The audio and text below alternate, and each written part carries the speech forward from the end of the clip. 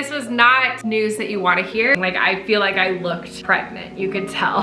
Oh, it's just the best. It's just so special knowing that my baby is kicking and moving and shaking. Oh, Papa's here. Huge. I cannot believe we are in our 3rd trimester, y'all. This is just so crazy. Welcome back. If you're new here, my name is Mollie Mason. I am a nutritional therapy practitioner, and I have been on quite the journey myself with my health and my hormones, which you can learn a lot more about in a bunch of other videos on my channel. But I am currently pregnant with our first baby, our miracle baby, and I am almost 29 weeks as I sit here filming this. So we have completed our 2nd trimester, which means it is time for 2nd trimester update. I have so much to share with you guys. We're gonna dive into some scary news we got and an important update there. I'm going to answer some of your burning questions, share with you what has helped me thrive in the 2nd trimester, some of the tips that have helped me. We're just gonna dive on in. I have so much I want to share with you, so I am going to put timestamps for you in case you want to jump ahead, jump around, find what you're looking for. But if you're ready to just settle on in with me for an update, we will start right off the bat with our scary news. So I shared with you in my 1st trimester update that I had some spotting at 10 weeks and went in for an ultrasound at that point to make sure baby was okay. And I told you baby was okay, which was true. What I didn't tell you is another piece of information that we learned at that ultrasound, which was that I have a uterine abnormality called a bicornuate uterus. And just like think back to sitting in that appointment, waiting to see baby on screen, like praying that baby was fine, just looking for that heartbeat and that movement, and being so assured when we saw a healthy baby, and they assured us everything looked good. But I could tell that she was still looking, checking things out, and she started to explain to us, baby looks great, but I am seeing some things about your uterus. And so she took a bunch of photos, she did an internal and external ultrasound, and we were told that I have a bicornuate uterus, which at the time I was like, I have no idea what that is. It's often sometimes referred to as a heart-shaped uterus. Essentially, what this means, when we form in the womb, everything is symmetrical. We form like 2 sides of everything, and then this midline where those things meet is supposed to dissolve. If you have the MTHFR genetic mutation, which I do, and this is also crazy how just full circle all this is. It explains a lot about different things in my health. But anyways, I had never heard of this specifically, or never possibly affected my uterus, but essentially what can happen when that midline struggles to dissolve, some women will have uterine abnormalities. The severity of this ranges. Sometimes there's just kind of what's called like a heart-shaped, where the top of your uterus is, you know, heart-shaped, and you kind of have like 2 horns, 2 sides to your uterus, but then the bottom is normal. Sometimes there's a full-on septum going down the middle. Some women even have 2 cervixes and 2 vaginas, which is crazy. I obviously knew that I didn't have that, but they just explained like, look, we can see these shadows, we can see this shape going on, but we don't know the severity of what you have. This is when I was at the birth center. Their recommendation was for me to be a specialist and to go get further imaging. And they explained to me, depending on the severity, this can affect baby's ability to grow and cause growth restrictions. If you make it to the end of the pregnancy, the most common thing is for it to cause breech babies, just because they have less room to move. Even baby fully grows to full term, oftentimes baby is still struggling to flip and turn and proceed out the birth canal as planned. So there's different levels of complications that can happen through different parts of the pregnancy. What they did say is that most of the time this isn't diagnosed until a woman has struggled with a recurrent early miscarriages, because it is common for that to happen with this, because baby's growth is just restricted. Obviously, this was not news that you want to hear. We did have a moment though, I have to say, just trying to take this information in, of Gasher and I in that room and just laughing, because we're like, are you kidding me? What is this? Of course I have an abnormally shaped uterus after everything we've been through, of course. So we said, let us take some time to think about it. They referred us to a specialist specialist, but after speaking with my midwife, doula, and different people that we trust, we ultimately just decided there's nothing we can do with any new information we gain at this point. If I do have this severe septum, there's nothing we can do about it. The most that we can do is be proactive in trying to create space in my pelvis and in my womb for my uterus to grow, but we can't change anything. So we just elected to not get further imaging or see the specialist and instead just wait until my 20-week anatomy scan to see what we could see at that point, which was what we felt a peace about, but obviously was scary. So that meant that from that 10-week scan until my 20-week anatomy scan, which ended up being at 21 weeks, those 11 weeks, we just prayed. We prayed that the Lord would stretch my womb and make my uterus nice and stretchy, and we prayed that baby would grow as needed. I constantly told baby, like, you can take up all the room you need in there, and we just waited and we prayed and we trusted. Whatever story the Lord has written for this baby is what's going to come to pass, and trying to trust along the way, which was not easy, but I'm so thankful to know the Lord and to have community that prayed with us. So that was a big part of especially the first half of my second trimester, which is why I share that, because at our 20-week anatomy scan, which is of course I feel like the biggest milestone of your second trimester, we had just been waiting, like really waiting for that. I did have an appointment with the midwife. In between that time, we got to hear baby's heartbeat, and that was of course encouraging. But at that 20-week anatomy scan, we just were hoping to see a healthy baby and a healthy uterus, what we could see at the time, and if that was going to impact any decisions we made, which ultimately really wasn't, unless it meant like I would need a hospital birth instead of a home birth or something.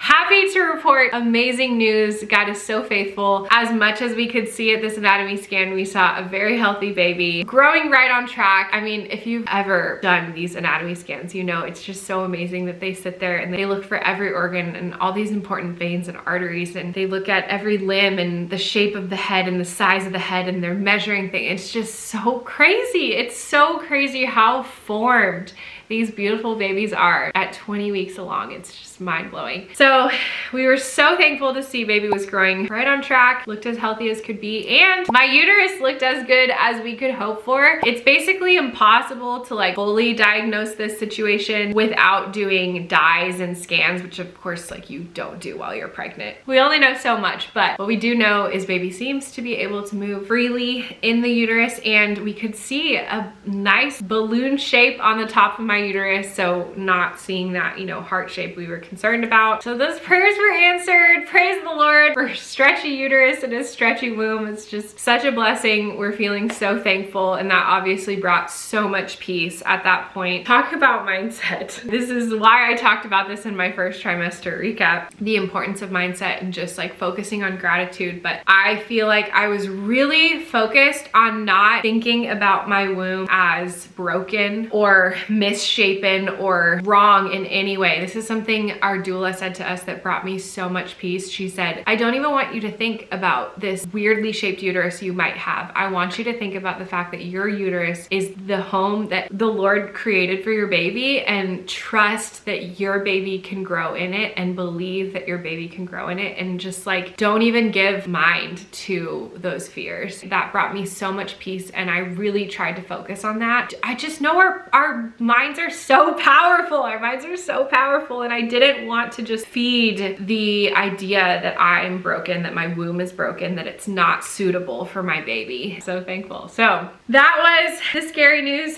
that we dealt with. Baby continues to grow on track at this point, which we're so thankful for. As much as we can see, my uterus is growing. I mean, when you lay down and the midwife is like measuring your uterus, you know, like the centimeters, and it's supposed to match your weeks, and she's like feeling the tip of your uterus. It's so crazy to me to think in the beginning she was doing it like way below my belly button, and now it's like literally up in my ribs. It's insane. Our bodies are so insane. I'm never not in awe. How can you not be in awe? All my organs are just getting smushed in a million directions. It's mind-blowing. Anyways, tangent there, but I did want to share that and share those details with you. One, to just give glory to God, because praise God, he stretched my uterus out. He answered that prayer. Also, for anyone, if you are in that situation, if you get that scary news, whether it's the same news of a bicornuate or something else, I just pray that that that brings you some peace and encouragement. I was researching. I tried to like limit my doom scrolling, but I of course did take to the internet to do some research on what that looks like and what that meant. And it's so helpful to hear not just the stories of women who have suffered loss because of the abnormalities, but to know that things can go okay. Praise the Lord. We're so thankful. If you have that news, know that things can continue to grow. I hope that's an encouragement to you regardless if you have that diagnosis or not. That mindset, I just think the power of our thoughts is so important, and just to know you are made to be the home for your baby and there is nothing broken or wrong about you, and just to believe that. I think that was a huge piece of that part. So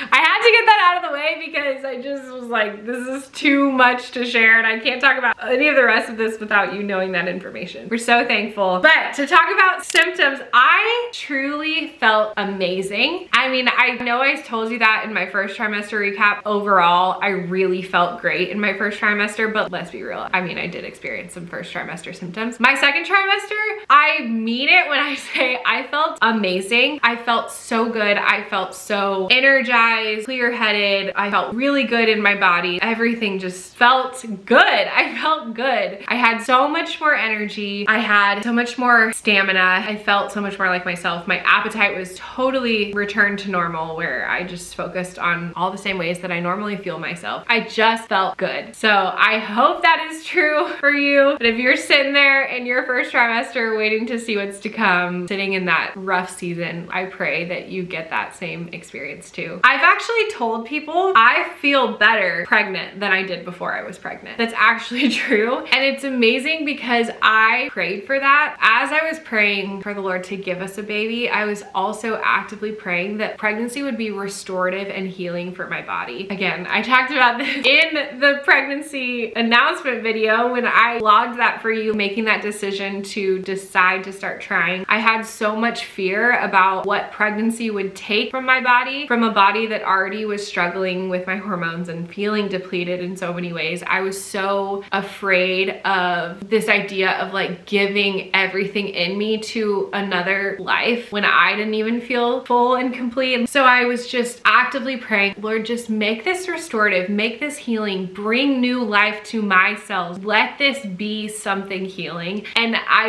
really believe he has answered that prayer, because it so has been. I have felt so good. I've had more energy and just life in my body than I've had in such a long time. I'm so thankful and it's so beautiful. Like, how amazing is that? As far as nausea, cravings, appetite, any of that, like I shared in my first trimester recap, that really alleviated for me right around 10 weeks. So I know I'm one of the lucky women to say I'm not sitting here at 20 something weeks still feeling terrible in that way. For me, that was so normal. Aches and pains, like changes to my body, discomforts, were also incredibly minimal. And I firmly attribute that to two things. Number one, continuing my chiropractic care and adjustments. And number two, just staying active and moving my body, which I'll talk about in a second. But overall, I'd say I definitely felt an increase in energy, which was probably the hardest part of the first trimester. It was more so just feeling tired and lethargic and kind of lackluster, and therefore like struggling to show up in work and school and business. The motivation was low. Second trimester, I had so much more energy, and I feel like with that came that just clarity of mind. I graduated from NTP school. I think I was 16 weeks when I finished up school. So that felt so good to check that off the list and be done with that. So that was a long year of committing to studying, diving into being a student. So I'm really glad to have that finished up, but I immediately took that energy and dove into launching the Bright Method, which is something I've been working on for years. It is my new biblically rooted wellness program. It's been truly a dream of mine for years at this point, and something I've been working on for a really long time. And I just knew I wanted to get this out to you before baby is here, because I don't know exactly what work is gonna look like for me once baby's here. And I felt like with this baby growing inside me, I had all this extra motivation to create the Bright Method and get it to you, to make sure that I have this program for you to dive into learning the mind, body, soul approach to wellness that has completely transformed my life. How to take a gospel-centered identity and focus on your mindset and aligning your thoughts and pursuit of wellness with the truth of scripture, trimester and how that just completely transforms everything when it comes to nutrition and wellness and all the physical aspects of healing our bodies. So I definitely spent most of my second trimester just like in the thick of it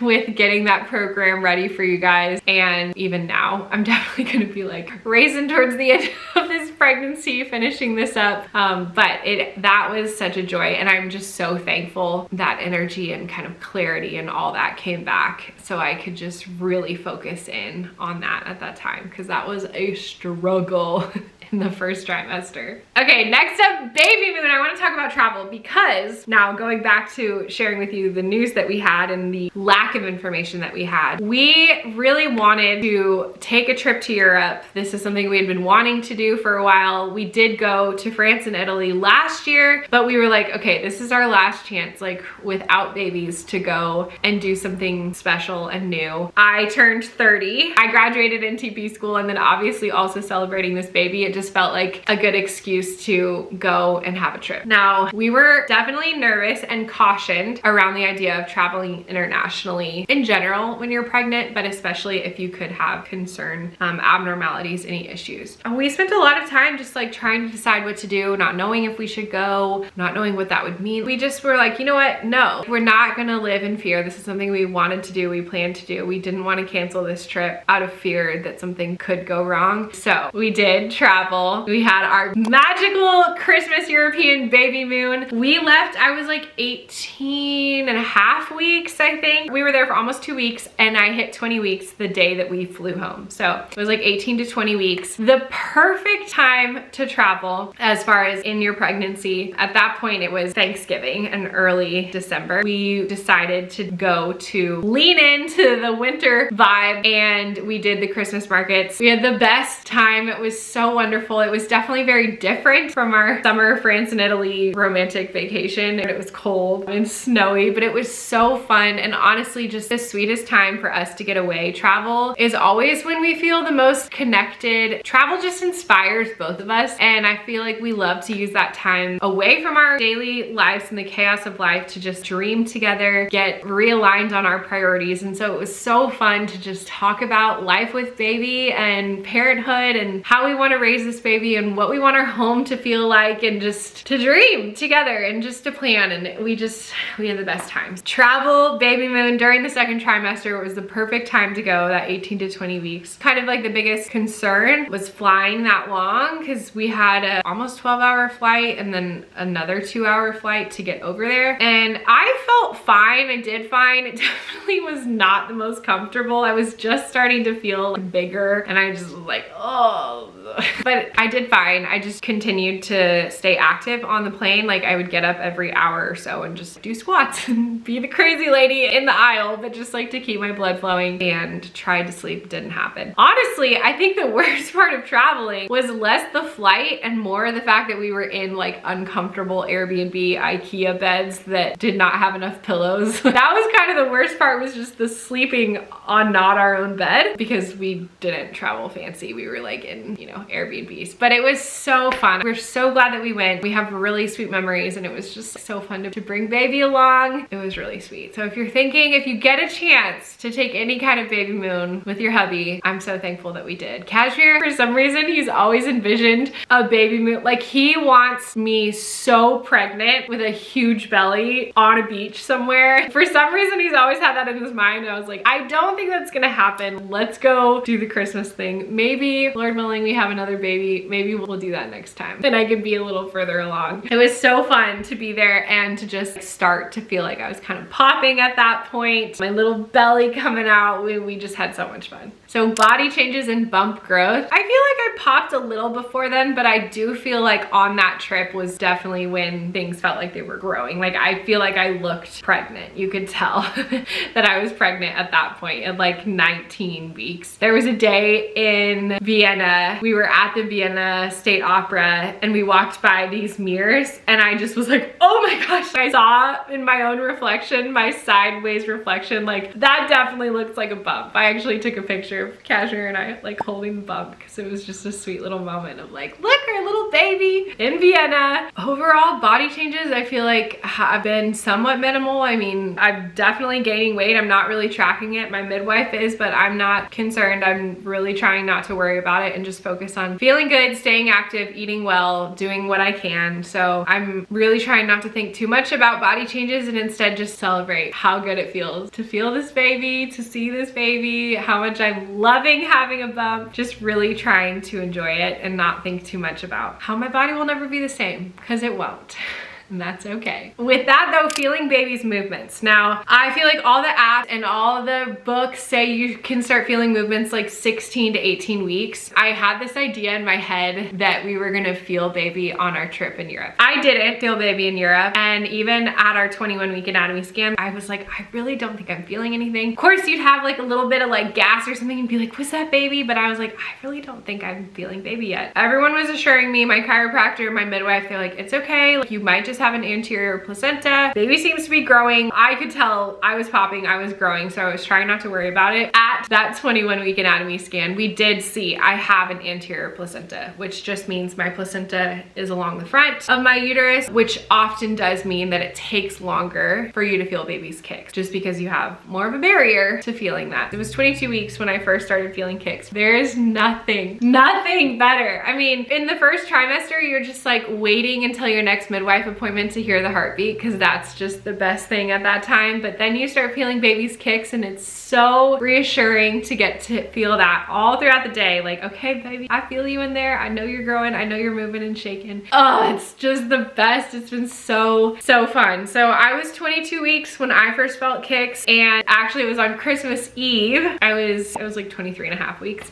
when Cashmere felt them like on the outside for the first time too. So we told him that was his little Christmas present from baby, which was so fun. It's just so special knowing that my baby is kicking and moving and shaking and yawning and sucking its thumb, hiccuping. You can feel the hiccups. That's the craziest thing when you're like, okay, wait, those are like rhythmic movements that happens like 8 or 9 times. Like, those were definitely hiccups. That's just the craziest thing. Now, exercise. I shared in my first trimester recap that I was trying to continue to move my body, but it definitely looked scaled back and different at that point. I chose to not do hot yoga, which is kind of like my obsession and my favorite exercise of choice. During my first trimester, I did when we were trying to conceive the first couple months when we didn't conceive, and I just didn't feel good about it. It was too hot. It was too much on my body. A lot of research says you don't want to overheat too much or push too hard, and I just didn't feel good about it in that first trimester. As soon as I cleared my first trimester, I started to feel really good.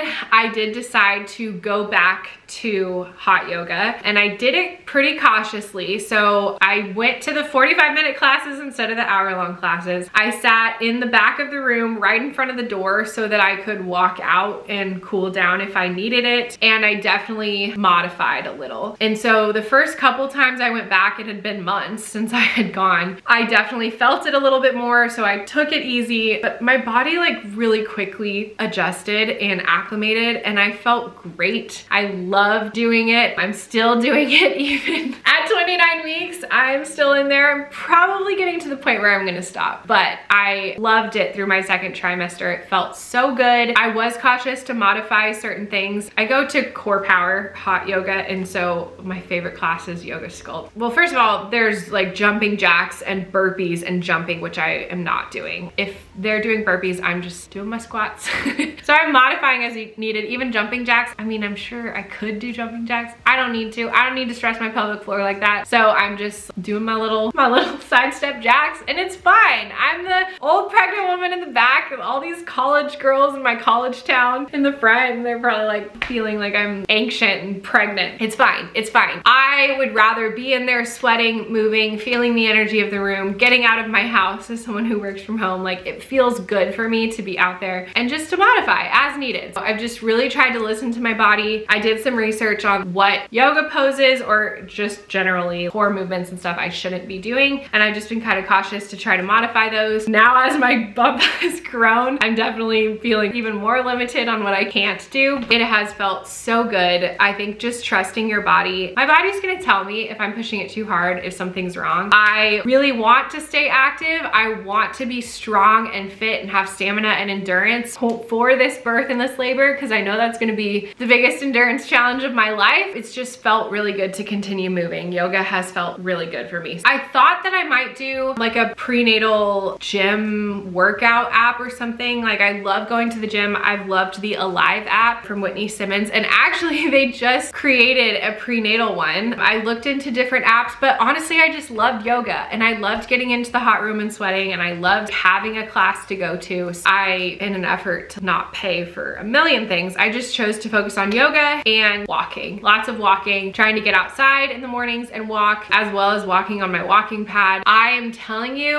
I feel such a difference when I'm just lazy and don't move my body. I start to feel aches and pains. Staying active is definitely the best thing I did for just like continuing to have energy and feel good and not feel discomfort in my growing body. That's how I chose to do hot yoga. Obviously, do whatever feels best for you. I got so many questions about that when people see me going. Like, I thought I wasn't supposed to sweat that much. You have to trust your body and do what feels right for you. But for me, I am pushing my body. I'm getting my heart rate up. I am working. And every time I'm like, baby, I hope you're enjoying that fresh oxygenated blood, because I am pumping some your way. And I trust that if I was pushing myself too hard, I wouldn't feel good. It has been really sad for me not to be training for the half marathon that I ran with Kashmir last year. We trained for it together. It was a big feat for me to get back to my 7th half marathon, but my first in 7 years. And he's currently training for it. It's in a few weeks, so I'm too pregnant. I just knew I'm not gonna run during my pregnancy. I know you can. I know women do. I think you're amazing. In my body, I knew that was just more than I wanted to do and more stress on my pelvic floor than I wanted to have. I borrowed my mother-in-law's bike because I have an actual race road speed bike that requires a lot of balance, and I'm like, I am not getting on that thing pregnant. So I borrowed my mother-in-law's cute little beach cruiser that is impossible to fall off of, and I'm just like trotting behind Kashmir and Gutter as they go on their long runs. We did 11 miles this last weekend, so it was like almost 2 hours of me on the bike. I was feeling sore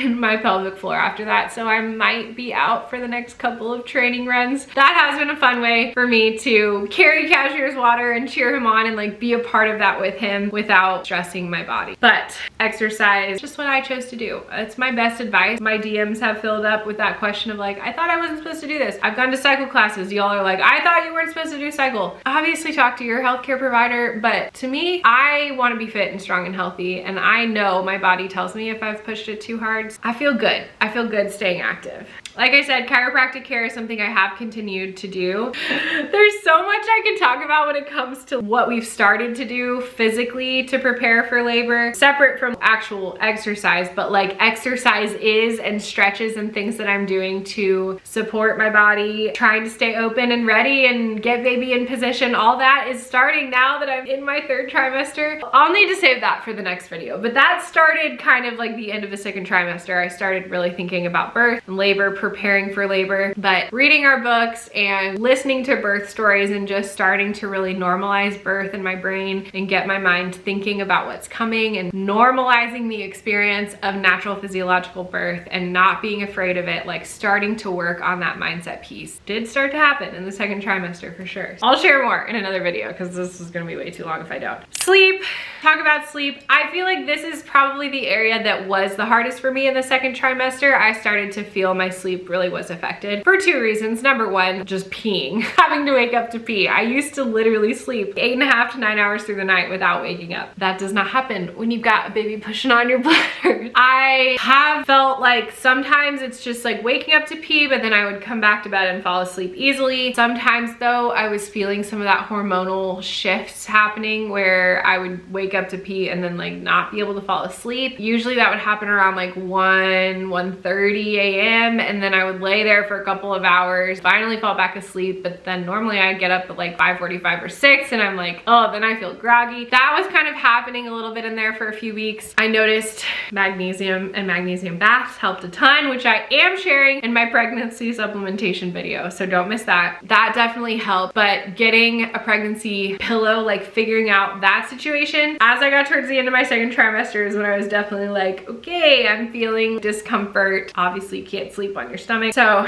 just adjusting. I will say I bought a pregnancy pillow, did not not like it. Didn't like it at all. I thought it would work for me. I wanted to be kind of like tucked in. It killed my neck. I did not like the way it felt on my neck. So then I flipped it upside down and had the U like at the bottom instead of using that as my pillow and just slept on my normal pillow. Even that, it's flimsy. It came like really packaged up. I don't feel like it is voluminous enough to give me the support that I'm looking for. So the best thing even now in the beginning of my 3rd trimester, this one long body pillow that is a lot thicker and firmer and fluffier than the pregnancy pillow was, and just using that, and then slowly when I need to turn to the other side, just like bringing it with me. It's so hilarious. I'm getting to the point where you're like all the memes, you're trying to get out of bed and you're like slowly rolling.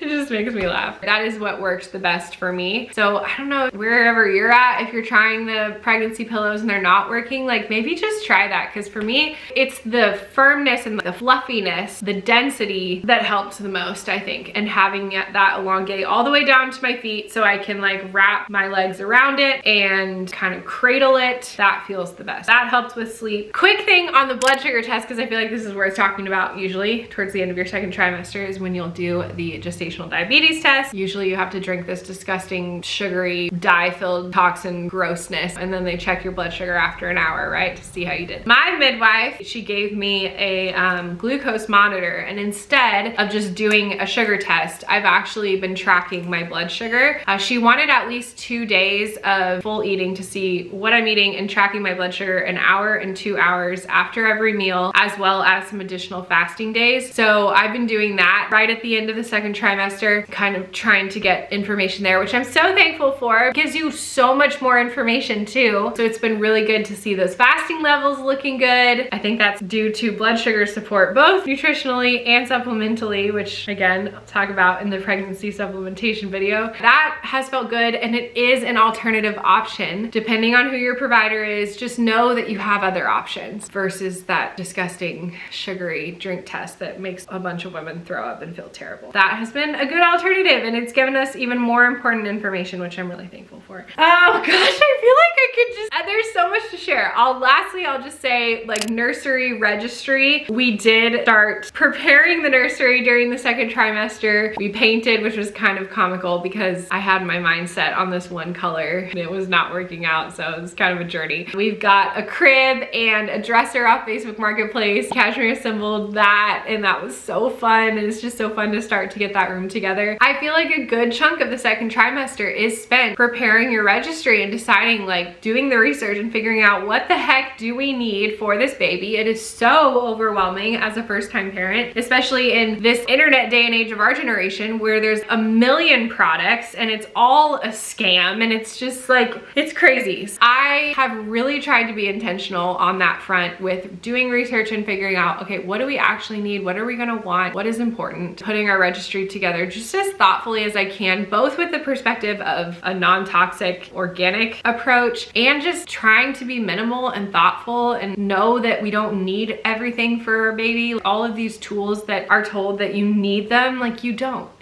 My baby needs me, needs a place to sleep, not much more than that. I'm trying to have that perspective while also preparing for the stuff that we need and want, and giving people in our lives that are celebrating with us the opportunity to buy things that I actually want versus things that I am not gonna want. I spent a lot of time on that, thinking about just waiting until after baby's here to do a video specifically on like our favorite things, because I'm like, right now I know what I put on my registry, but I don't know if we're gonna like it or not. Some of you have told me you don't care, you still want to see everything about what we got on our registry, the nursery, all that now, and then maybe also an update on what we actually liked and didn't like. Let me know your thoughts on what would be most helpful there, or what you guys would like to see. As this 3rd trimester is coming, let me know what you want me to film, because it's coming, which is just so crazy. I can't even believe it. I think I gotta wrap this 2nd trimester recap up here. I feel like I could talk forever, but hopefully that feels like a sufficient recap of the 2nd trimester, the highs and lows, the good and bad, what seemed to work, what that looked like. It really was such a sweet 14 weeks. We're so thankful for it, thankful for moving forward. And I do want to take a moment to say thank you for being here, for being a part of this journey. The outpouring of love and prayers in response that I've gotten from you guys in this community, I don't don't even have words for how touched I am to think about how many of you that I've never even met are praying for this baby. I'm so humbled and so thankful. I want you to hear me say I don't take it lightly that any of you are trusting me with your stories and your journeys and supporting you along the way. Both you just sharing your story with me, hearing from so many of you about your journey to conceiving your miracle babies, and knowing that I can be an encouragement and support for you along the way and nutritionally. I'm so humbled and I'm so thankful, and it's been the best. It really has been the best, and I'm so excited to continue to share with you guys here and to step into this new identity and new season of motherhood and to share this journey with you guys. I'm really humbled and thankful. Thank you for being here and for being a part of this journey with us. I am planning to film some fun videos coming up. I think you guys are gonna love them, so I can't wait. I wanna make sure you have all the support you need for your pregnancy journey. So make sure you are subscribed so you don't miss what's coming. And in the meantime, you can check out these videos for more. I'll see you guys there. Okay, that is exhausting.